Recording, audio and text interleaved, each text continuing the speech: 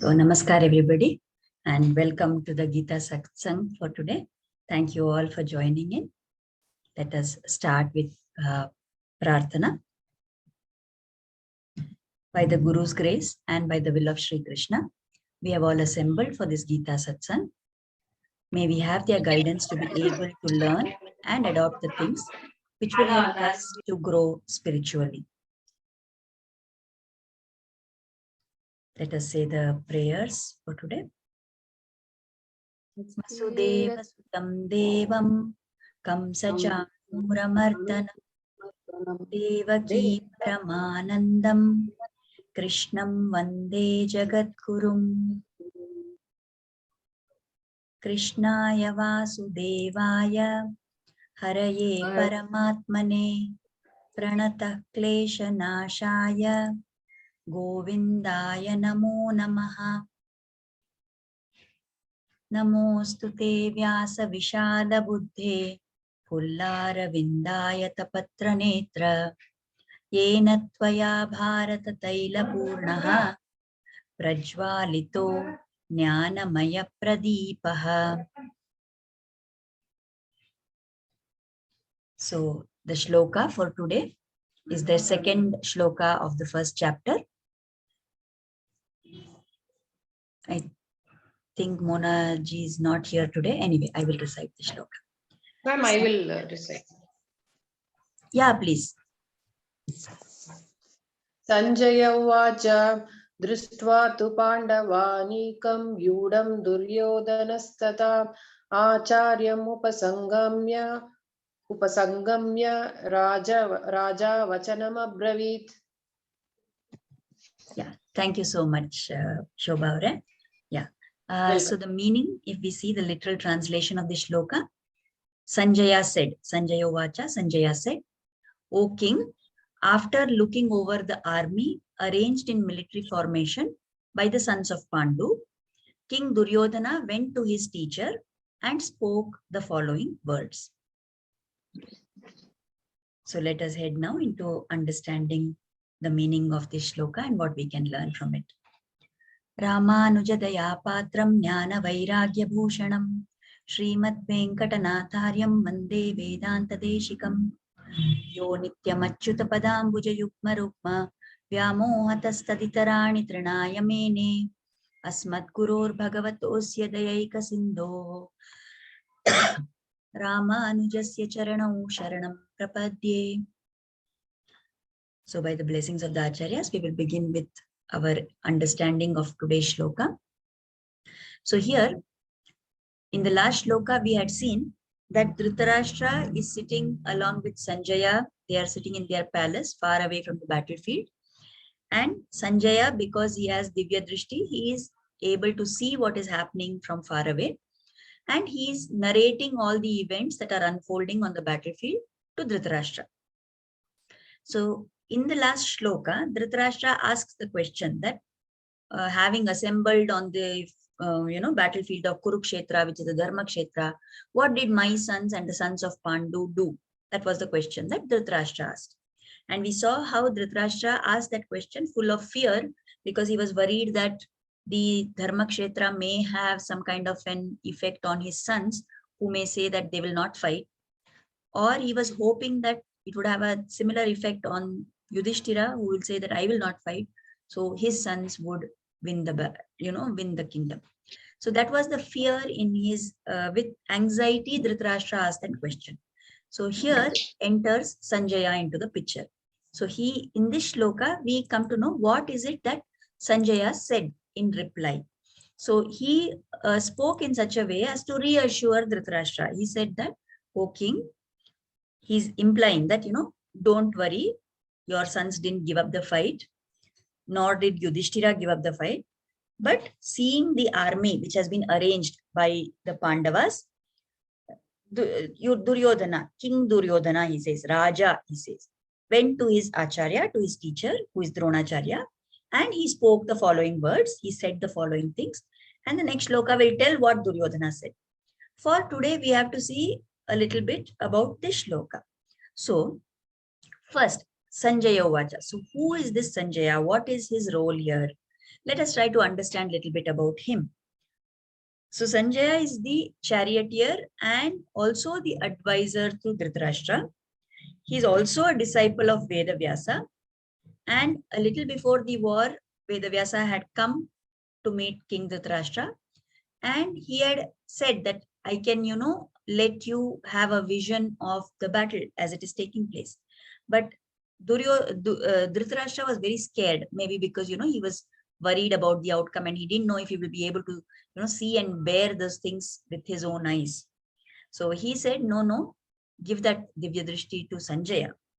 Now, for Vedavyasa to bestow that vision, divine vision on Sanjaya, it implies that Sanjaya had very superior qualities because not everybody will be given vision like that. So with that Divya Drishti, he was able to see everything and he narrated all those events that were taking place. It is said his Divya Drishti lasted until the time when Duryodhana was killed, which is believed or said to be the last event in the Yuddha. So, as I said, this Sanjaya, what is the meaning of that word Sanjaya? Samyukta, Sam, right? And Jaya. So what is the meaning of that? Somebody who has got Jaya, somebody who has got victory. Victory over what? Victory over his Indriyas, victory over his mind, over all his senses. That such a person was Sanjaya. And he was very faithful in the duty that had been given to him. Whatever took place on the battlefield, whether it was something good that was happening for the Kauravas side, or it was the death of the Kauravas, whatever it was, impartially, without any unnecessary hiding of information or exaggerating any event, very faithfully, honestly, exactly the way it was taking place, he reported all that happened on the battlefield. So there is also a story which is told about Sanjaya and how he tried to advise Dhritarashtra. We'll come to that point a little later if we have time, like after the Kritagnyata or the questions. I will take that up at that point of time. For now, first, let us try to understand what we can learn from this shloka. This is about Sanjaya. Now, in this shloka, if we see, there are certain points that come to the fore. So there are two sides on the battlefield of Kurukshetra, isn't it? We have the Pandavas on one side, we have the Kauravas on the other side. So if we look at it as a battle that took place in Kurukshetra, that is one way of looking at it. The other way we can understand this is that our own, this life of ours, our existence, my life is also like a Kurukshetra battle. Within me also, there are two sides that are there. On the one hand, there are Pandavas, and on the other hand, there are Kauravas. So within me, there are two tendencies that are always in a fight. The Kauravas represent whatever Rajasic, Tamasic qualities that are there within me. And whatever good tendencies are there inside of me, those represent the Sattva Guna. They represent the Pandavas. So like on the Kurukshetra battlefield, it was a fight between the Pandavas and Kauravas. Within us also, there is this constant struggle that is going on between the Sattva Guna and the Rajasic Tamasic qualities. Whenever something happens, right? Let us say I see something wrong going on in front of me. There is one part of me which says I should oppose this. I should voice my opinion. And that is not the right thing to do. I should correct it. There is another side of me which says, why are you wanting to get involved? What is your problem in this? Simply you may get into a problem. Or that person caused you problem. Now why do you want to save them? So this is the Rajasic Tamasic quality. So always there will be a fight. Or let us say, I know that getting up early in the morning, doing meditation is good for me. So there is one part of me which sets the alarm to say that I will wake up at 5 o'clock or 5:30 in the morning. That is the Sattva Guna within me. And then in the morning when the alarm rings, there is another part of me which switches it off or hits the snooze button and goes back to sleep and says, it's okay, I will start tomorrow. That is the Rajasic and Tamasic quality within me. So like this, within us, there is this constant battle that is going on, a struggle that is going on. Many times we succeed over the years to, cover up that battle and act as though nothing is happening and just go on one path.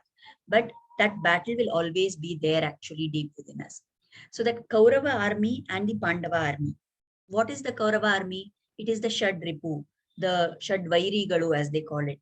Kama, Krodha, Lobha, Moha, Madha, Matsarya, all these. And along with that, this feeling of Ahankara, that I am the doer, I am the person, right? This Deha is the person. And Mamakara, that this is mine, this belongs to me, I am the owner of this. All these things are the Kaurava Sena. And whatever good qualities are there in us, whatever tendencies to help other people, whatever tendencies to sacrifice my own comfort for the sake of other people, all these good qualities are like the Pandava Sena. So when this fight is going on, we can say that just like in the Kurukshetra Yuddha, the Kaurava Sena was much larger than the Pandava Sena. So also within us, these negative tendencies are much larger in number, or they are stronger in their ability as compared to the good qualities which are there within us. So the Rajotamo Guna is far stronger than the Sattva Guna within us. This is true for almost all of us in this Kali Yuga. Then, if we want to win, what was it that set apart the Pandavas from the Kauravas? It was the fact that the Pandava Sena had Krishna with them, isn't it? Similarly, if we also want to win, we want the Sattva Guna within us to have the upper hand, then alone that Sattva Guna cannot triumph. It needs the grace of Krishna Paramatma. It needs the blessings of the Lord. And so when we do something to obtain that grace of the Lord, by constantly remembering him, by contemplating on him, by chanting his name, that is the time when we will get the grace of the Lord and we will win in this battle which is going on deep within us. So that is one thing about the shloka. Then, now looking at the Pandava army, what happened? In the shloka, it is told that seeing the way the Pandava army was arranged, seeing the formation of the army, Duryodhana felt fear and he went and started talking to Dronacharya, to the Acharya. Acharya is Dronacharya. Why is Dronacharya important here? Because he is the commander-in-chief of the army, right? So Duryodhana went and started speaking to him. Now, actually, if you look at it, as we already said, the Pandava army was far smaller than the Kaurava army. And still, looking at that small army, Duryodhana feels fear. He's scared. Why is that? Because deep within, he knows that the Pandavas are on the side of Dharma. The Pandavas are on the side of righteousness. The Pandavas are having Krishna with them. And he knows that he is on the wrong side, that he has not taken the right action, right? So this attitude of Duryodhana is summed up. This is a very popular shloka that we from the Mahabharata. And it explains what was the response of Duryodhana when he was asked that you have also studied everything what the Pandavas have done. You have also done all the extensive knowledge you have also gained, and you have a lot of skills and abilities. Then why are you behaving like this? Why are you not following the right path? At that time, Duryodhana's response was, Janami dharmam nachame pravrittihi, janami adharmam nachame nivrittihi, kenapi devena hridistitena, yatha niyuktosmi tatha karomi. Janami dharmam. I know what is dharma. I know what is the right thing to do. Nachame pravritti. But I don't have any pravritti for doing that. I don't have any interest or inclination to do that. Janam adharmam. I know what is adharma. But nachame nivritti. But I'm not able to go away from it. I'm not able to refrain from that. I can't abstain from doing what is wrong. And I am acting because there is some mysterious power which is seated in my heart and that tells me how I should behave, and according to that I am behaving. So this attitude of Duryodhana, it is there, and he himself knows that he is wrong. That is why, although the Pandava army is smaller in size, looking at that army, fear has crept into his mind and he's steadily feeling more and more anxious. In fact, Duryodhana could not believe that even that many number of kings would support Pandavas, because he thought that they are very powerful. The Kauravas are very powerful. So everybody will come and support him. But then all the kings, all the kingdoms which believed that we should be on the side of Dharma, they all supported Pandavas. So he was quite scared, surprised at first that so many people have come to support the Pandavas. And then although that army was smaller, he felt scared looking at that. Now, the verse also says Raja Vachanam Abravit. So why does Sanjaya call Duryodhana as Raja? Duryodhana is not the king, isn't it? Raja means king. Who is the king? The king is Dhritarashtra. Then why does Sanjaya call Duryodhana as Raja? There could be different many explanations for this, right? Maybe it is to indicate that Raja is the one who is good in Rajaniti. So Duryodhana was an expert in political matters.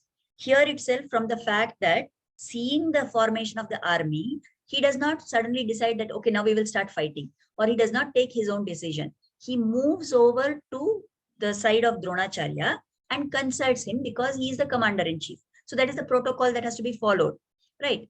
Although he may be the main person there, but the commander in chief of the army is the one who is responsible.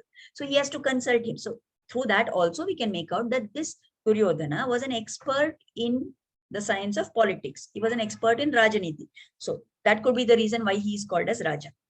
Second thing is maybe we can say that Sanjaya was trying to, make Dhritarashtra feel, what you say, more enthusiastic or more hopeful of what will be the outcome. That, your son, I'm already calling him Raja, so definitely he will become the king. That could be another option why he is called as Raja. Because in the first shloka, Dhritarashtra was anxious, and that probably was caught by Sanjaya. So to tell him that your son will definitely become the king, he is going to be Raja. So now only he has called him Raja. That could be another reason. Or it could be also to convey indirectly that, oh Dhritarashtra, you are the king actually, but you have always been a king only in name. You've only been like a rubber stamp. The actual person who was acting like the king, who was taking the decisions, who was making all the important events to unfold, who was the driving force behind everything, was Duryodhana. So it could be that indirectly he was trying to, by calling Duryodhana Raja, he was trying to indicate that he is actually the one who has behaved like a Raja and not you. You were a pawn in the hands of your son. That also could be the reason. Now, Raja Vachanam Abravit. Vachana Abravit means he said some words. He said something. Okay. So what is the meaning? Why it is said that he said these things? Because it is to indicate that Duryodhana was now motivated by fear. So whatever he was speaking was not something which was intended to make sense or, to be a very intelligent kind of conversation. He was just blabbering something. And when is it that we blabber? When is it that we talk in a senseless manner? Most of the times it is when we are afraid, or when we are very anxious, or we are very tense or stressed. Then at that time, the words simply tumble out of our mouth. They may not have any significance. They may not have any importance. Whatever comes to mind immediately, we just blabber that in our fear and anxiety. And why that fear in the mind of Duryodhana? Seeing Krishna on the other side.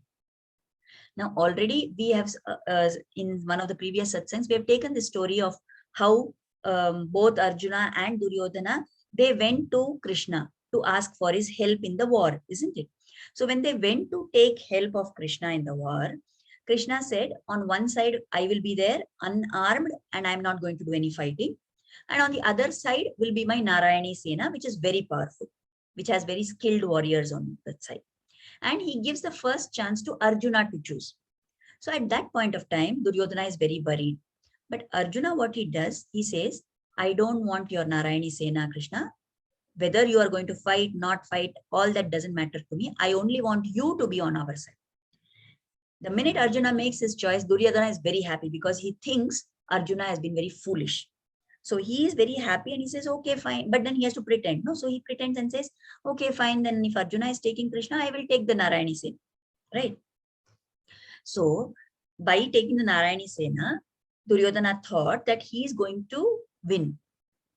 But now as he sees Krishna on that side, and maybe because it is the Dharma Kshetra and some churning is happening inside Duryodhana also, he is realizing that with Krishna on their side, it is not going to be easy to defeat the Pandavas. And that makes him fearful, that makes him afraid.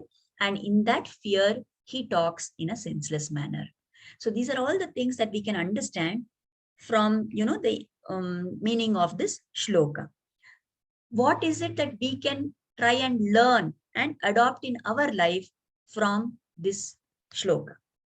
So the first thing, this thing about Duryodhana feeling fear. Now, when did he feel his fear? When was all this, fear awakened in him? It was at the time when he thinks that, okay, now I am going to get punishment for the wrong I have done. So always fear will come at the time when we are going to be punished, when we are going to face the result of our actions. If we push it off, right, it will come at this time. But if we give importance to that fear, it actually should arise at the moment when you are able to do the wrong thing. If Duryodhana had felt fear when he was trying to burn the Pandavas in the Lakshagraha, if he had felt fear when he was trying to drown Bhishma and poison him, if he had felt fear when they were trying to disrobe Draupadi in that hall, at all those times, or if he had felt fear when Krishna came and begged that give at least 5 villages for the Pandavas to rule, had he felt fear at that time, he could have acted on that and done the right thing. But he did not feel any fear then. He was lost in his intoxicated state of, being the ruler of everything and that ahankara that he had. So if sometimes when we start to do something, there is always that voice within us, that conscience within us, which sends out one, impulse. It sends out one thought that, are you doing the right thing? Is this going to result in a good thing or bad thing? What will be happening to you at the end of this? So when that voice of fear comes, we must listen to that voice. If we don't listen to that voice at that time and act in a wise manner, then later when we have to face the consequences, we will have a very tough time.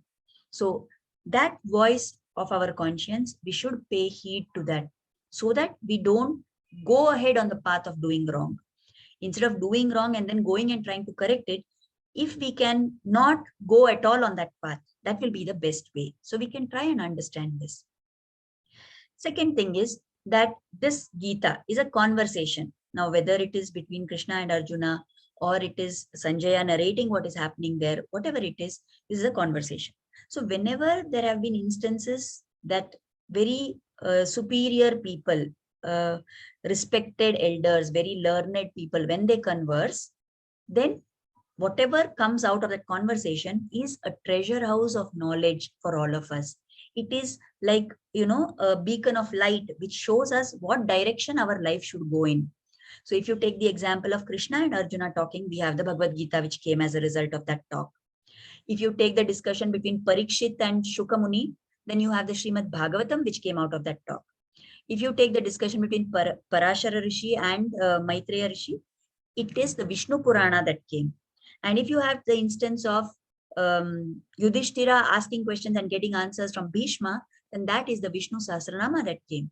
So whenever people talk in that way, there are a lot of, knowledge. There is a lot of knowledge which comes out and which is beneficial for the whole world. Is our conversation in this world like that?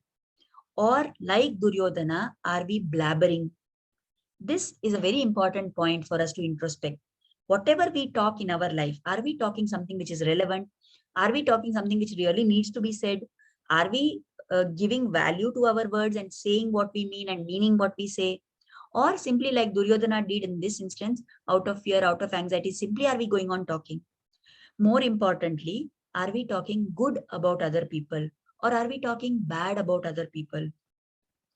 This concept of being mitabhashi and hitabhashi. Mita means less and hita means good. So to be mitabhashi means to talk less. And to be hitabhashi means that you talk good about other people. If we cannot do these two things, it is better that we should stay silent instead of simply talking some kind of a nonsense. So cultivating some level of silence, first externally, and then internally also, that silence will spread into us. For that, external conversation has to first be cut down. Then about Sanjaya, he had that Divya Drishti. What is that representative of? It is the clarity of vision. And when does this clarity of vision come? Only when somebody has conquered the mind and the senses. We said, no, the meaning of the word Sanjaya is one who has conquered the indriyas, one who has conquered the mind. So only when you have succeeded in conquering the senses and the mind, then we get clarity of vision. Are we doing something to develop this in our life? Or are we just getting pulled wherever our senses and mind pulls us? And are we going away, as a slave to our mind? Or are we the master of the mind? This is something we need to think about. Now, another thing is this Dhritarashtra, he could not see, but he told that let Sanjaya be given the boon. And when Sanjaya could see, he took the help of Sanjaya to see what was happening on the battlefield. Similarly, many times we are blind, we are lost because there is so much Rajotamo Gun within us. We are not having control of our senses and mind. So we are also lost like the blind Dhritarashtra. At such times, we must find one Sanjaya. We must find somebody who has conquered their mind and somebody who is having the clarity of vision, and we must take their help to see the truth. And we must choose a person who will tell us the truth without any fear and without any ulterior motive. They should not have their vested interest in that. So can we try to do this? Have one Sanjaya in our life. Then always stick to the right path and don't blame your wrong actions on some mysterious power inside us, like what Duryodhana did. That shloka that we talked about, no? That I know what is right, but I'm not doing it. I know what is wrong, but I'm not avoiding it. And there is something mysterious power within me which is making me to behave like this. So that is putting the blame on somebody else. Let us take responsibility for our actions.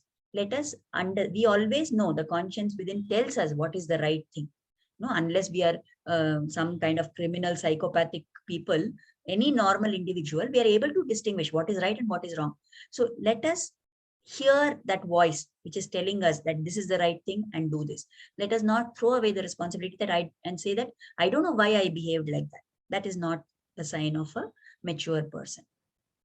And the Pandavas had Krishna on their side, and because Krishna was on their side, they had no fear absolutely. So having the Lord on your side, the fear will all disappear. It will dissipate, it will dissolve. Anxiety comes because I think I am the doer.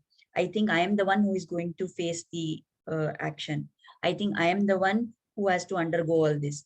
But if I keep God on my side, or rather if I am on the side of God, whichever way you look at it, then because the Lord is there, then all that anxiety will go away. I realize that I am not the doer. He is the one who is getting it done through me. When that belief comes into our mind, then the fear of what is going to happen will go away. So we can't physically have the Lord with us, but the Lord has given us his Nama. That Nama can always be with us. We must keep chanting the Lord's name at all times, and we will see that all our fears go away, all our anxieties settle down. And that is only by keeping God always with us. So with this, I have completed whatever I had to say for today. So if you have any questions, we will take that and then offer Kritagnyata. You can ask whatever comes to your mind about the things we have discussed today. You can unmute and ask.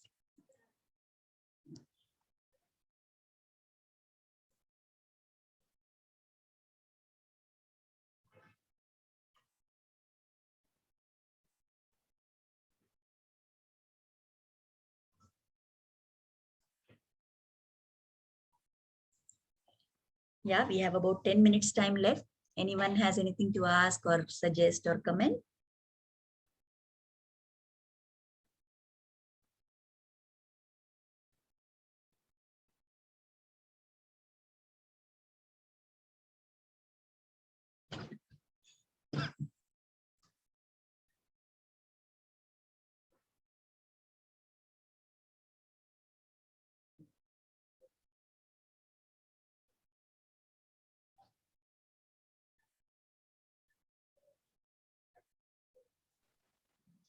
Okay. Ma'am, can you Yeah. explain what is there in Srimad Bhagavatam and Vishnu Puranam? What is the difference between these two?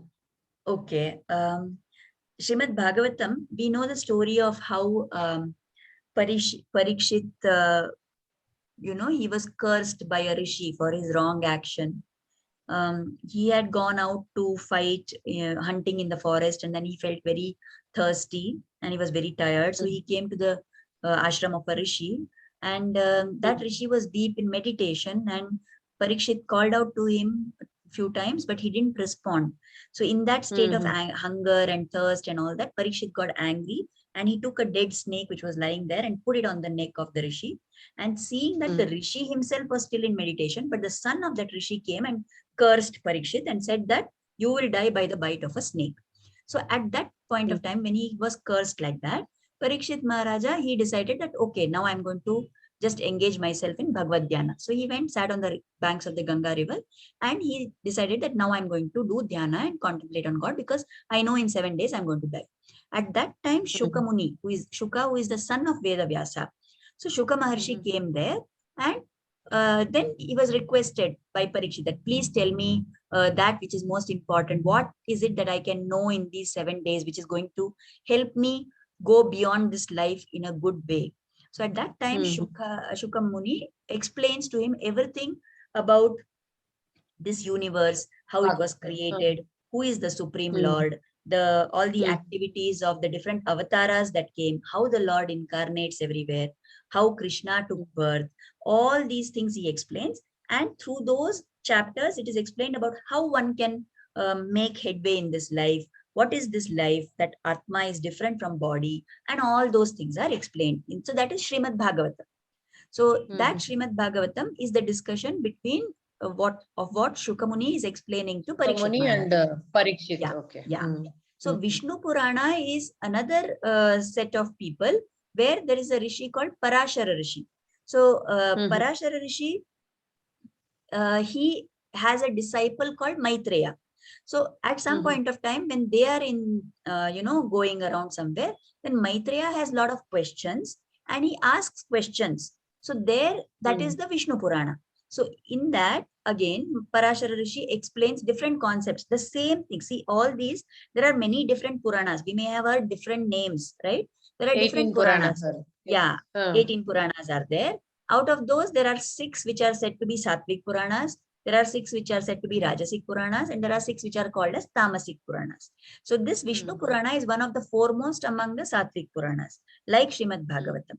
So there also similar things are discussed, that how the universe is created, who has created the universe, what are the qualities of the Lord, what all avatars he takes, what all works he does. Similar thing, but in every Purana, the focus is slightly different, or the angle of telling, or the extent, or the depth of detail in which certain things have been told, that will be different.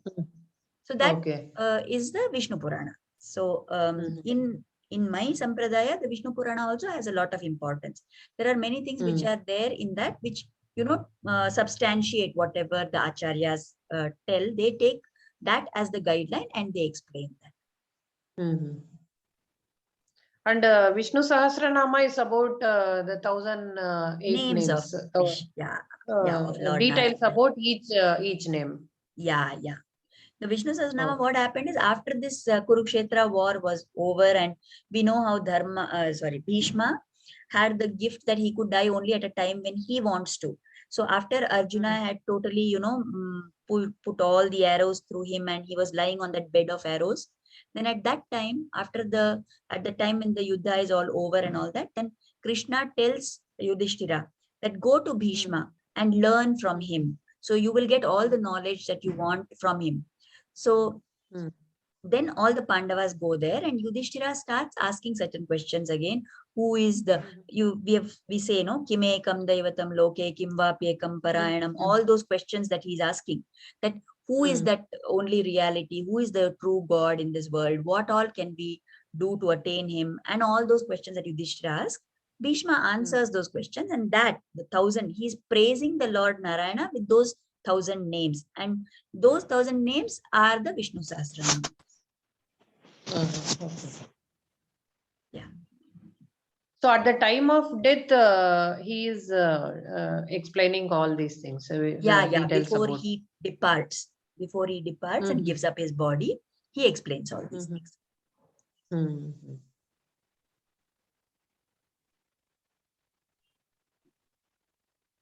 Yeah. Is there anything else? Anyone else has anything to ask? Okay, we have about 3 minutes. So I will just tell you that story which I said I will tell about Sanjaya. Let me see if I can complete it within 3 minutes.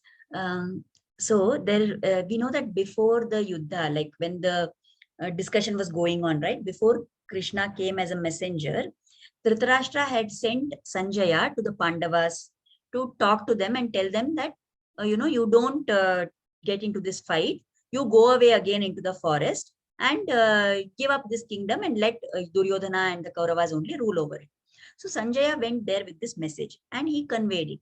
Then the Pandavas all spoke and they said, no, this is not possible because we are Kshatriyas, we have to rule and we need to come to some kind of an arrangement about what we are going to rule.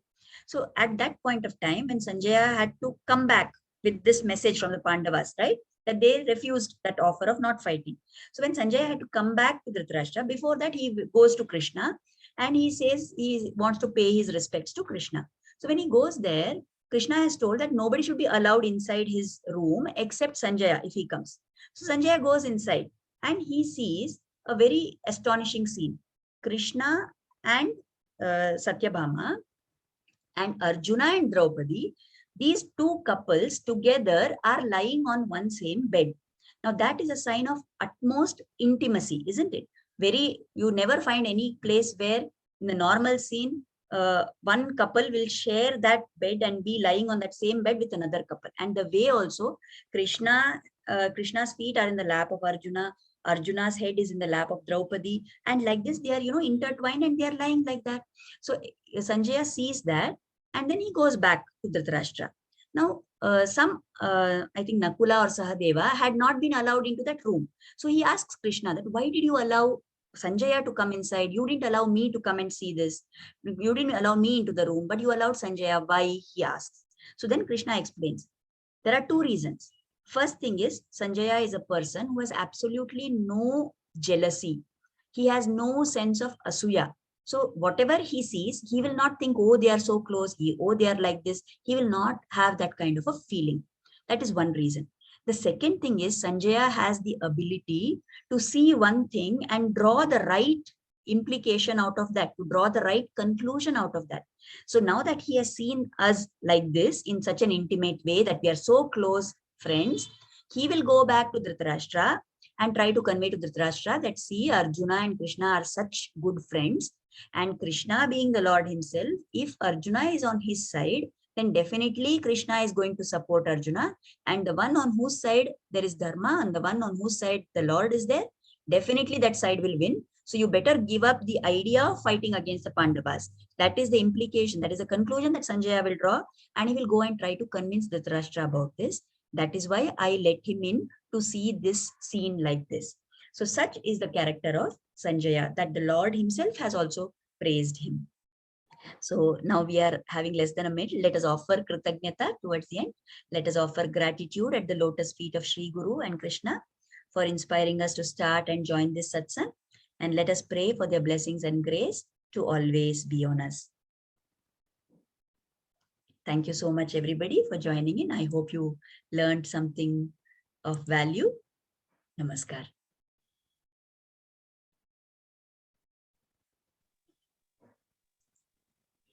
Thank you, Ansaya ji. Namaste. Thank you. Thank you, Ansaya. Thank you and namaskar.